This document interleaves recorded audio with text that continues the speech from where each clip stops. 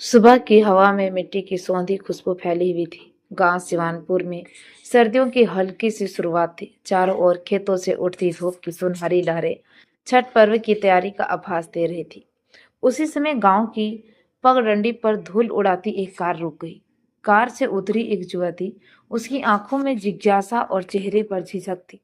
वही थी नेहा, शहर की अमीर घर की बेटी और इसी गांव की नई बहू। नेहा ने चारों ओर नजर डाली। मिट्टी के घर, गोबर से लिपे आंगन, दीवार पर टंगी तुलसी की माला और छत पर सूखते कपड़े। उसे लगा कि जैसे वह किसी और ही दुनिया में आ गई हो। उसके ससुराल का घर छोटा सा था, पर आंगन में अपनापन था। उसकी सास सावित्री देवी मिट्टी का चूल्हा सुलगा रही थी और ससुर रामदीन जी खेत से लौटते हुए झोला संभाल रहे थे। सब कुछ नया, अलग और अनजाना सा था। नेहा पटना के बड़े घर में पली बड़ी थी। वहां नौकरानी चाय देती थी, बर्तन मशीन में धुलते थे और पूजा में सिर्फ अगरबत्ती जलाने तक ही औपचारिकता थी। यह सब कुछ हाथ से करना पड़ता था गांव में। उसके मन में डर था कि क्या मैं इस माहौल में रह पाऊंगी। लेकिन शाम को जब सास ने उसे देखा तो मुस्कुराते हुए बोली, बेटी, तू हमारे घर की लक्ष्मी बन के आई है। छठ का समय है, मैया ने तुम्हें सही घड़ी हमारे यहाँ भेजा है। उनकी आंखों में ऐसी ममता थी कि नेहा का डर कुछ कम हुआ। अगले दिन गांव में छठ की हलचल शुरू हो गई। कोई बांस की टोकरी गिन रहा था तो कोई गन्ने के पत्ते बांध रहा था। सावित्री देवी ने कहा, नेहा, इस बार तू ही सब देखेगी। मैं बूढ़ी हो गई हूँ, अब घर की बहू ही जिम्मेदारी संभाले। नेहा ने चिढ़काते हुए कहा, माँ जी, मुझे तो छठ के नियम कायदे कानून कुछ भी नहीं मालूम। सास ने हंसते हुए कहा, मैया खुद सिखा देगी बेटी तुमको, बस मन साफ रख। नेहा को पहली बार लगा कि ये पर्व सिर्फ पूजा नहीं बल्कि मन की परीक्षा है। बाजार जाकर जब उसने देखा कि सास पैसे जोड़ जोड़ कर सामान खरीद रही है तो उसका दिल भर आया। उसने अपने पर्स से कुछ पैसे निकाल कर कहा, माँ जी, इस बार हम पूरा पर्व गर्व से मनाएंगे, पैसे की चिंता मत कीजिए। सास हैरान रह गई। अरे बेटी, तू अपने घर से लाई पूंजी खर्च करेगी? नेहा बोली, माँ जी, अब ये मेरा भी घर है। उसके शब्दों ने सास के दिल को छू लिया। उसी दिन से घर में नई ऊर्जा भर गई। नेहा सुबह सुबह उठती, आंगन झांकती, धूप धोती, सूप धोती साफ से, और सास जो सिखाती कि कैसे ठेकुआ बनाया जाता है, कैसे पूजा का डाल सजाया जाता है। मिट्टी के चूल्हे पर जब उसने पहली बार प्रसाद बनाया तो तेल के छींटे उड़े और उसका हाथ जल गया। सास दौड़ी आई, अरे बिटिया, छोड़ दे, मैं बना लूंगी। नेहा ने मुस्कुराते हुए कहा, नहीं माँ जी, जब तक हाथ से मेहनत ना हो मैया का प्रसाद अधूरा ही रहता है। उस दिन से गांव की औरतों की निगाहें बदलने लगी। जो पहले उसे देखकर कहती थी कि अमीर घर की बहू है, ये क्या पूजा करेगी, अब वही कहती है, देखो ना, शहर वाली बहू तो सच्ची वर्ती निकल गई। गांव की गलियों में नेहा का नाम गूंजने लगा था। बच्चे उसके पीछे पीछे नेहा भौजी कहकर दौड़ते थे। वह सबको मुस्कुरा कर जवाब देती।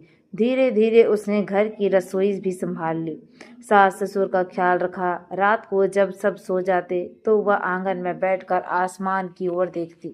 उसे माँ की याद तो आती थी, लेकिन मन में सुकून था। उसे महसूस हुआ कि अमीरी का अर्थ सिर्फ पैसा नहीं है, दिल की गर्मी भी एक अमीरी है। छठ का दिन आया। घाट पर भीड़ थी। महिलाएं साड़ी में लिपटी, हाथों में सूप और दीप लिए जला और उतर रही थी।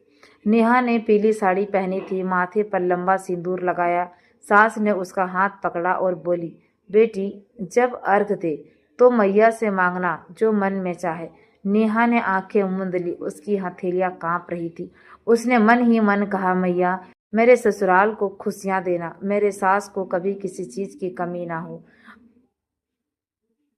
अधैर्य देखकर जब उसने सास का चेहरा देखा तो उसमें संतोष था। सास बोली, बेटी, तूने इस घर में भक्ति जगा दी है। अगली सुबह उगते सूरज को अर्घ देने सब घाट पहुंच गए। पानी में उतरते ही सूर्य की किरणें सुनहरी लहरों में नाच उठी थी। सारा वातावरण छठी मैया के जय जयकार से गूंज रहा था। उसी समय नेहा का पति राजीव भी शहर से लौट आया था। उसने घाट पर अपनी पत्नी को देखा। उसके चेहरे की आभा देखकर वह ठिठक सा गया। राजीव ने कहा, नेहा, तुम तो जैसी बदल सी गई हो। पहले तो छठ को सिर्फ पूजा समझती थी, आज पूरी व्रती कर बन गई हो। नेहा मुस्कुराई। भक्ति पैसे से नहीं, मन से होती है। जब दिल साफ हो तो रास्ता खुद मिल जाता है। राजीव ने महसूस किया कि उसकी पत्नी अब पहले जैसी नहीं रही। उसमें अब एक नई गहराई, एक नई पहचान थी।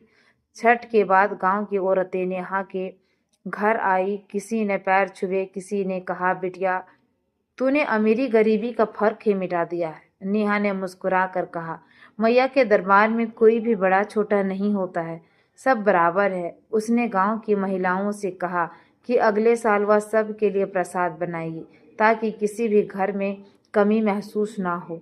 सास की आंखें नम हो गई। उन्होंने कहा, बेटी, तू इस घर की नहीं है, इस गांव की शान बन गई है। कुछ महीनों बाद राजीव को अच्छी नौकरी मिल गई, घर में सुविधा बढ़ गई, लेकिन नेहा ने कभी सादगी नहीं छोड़ी। सूप सजाती और वही श्रद्धा से अर्घ देती।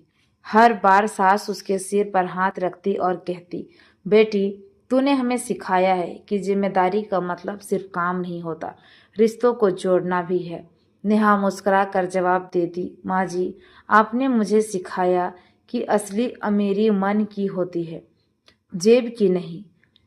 छठ मैया की आरती की धुन में दोनों की मुस्कुराहट धुल जाती है, जैसे जीवन का सारा वही ठहर गया हो, भक्ति, अपनापन और सादगी में। और उस दिन से गांव की हर लड़की जब भी छठ करती है तो कहती है कि हम भी नेहा भोजी जैसा ही बनेंगे, क्योंकि उसने सबको सिखाया था कि सच्ची पूजा वह नहीं जो धूमधाम से हो, बल्कि वह है जो प्रेम से की जाए। तो दोस्तों, इस कहानी से हमें सीख मिलती है कि असली अमीरी धन से नहीं, मन की सादगी और रिश्तों की गर्मी से होती है। जब एक बहू अपने घर को दिल से अपनाती है तो वह पूरे परिवार में देवी का आशीर्वाद बन जाती है। तो मैं उम्मीद करती हूँ कि आपको ये स्टोरी पसंद आई होगी और सभी के दिल में यही भावनाएं जगेगी।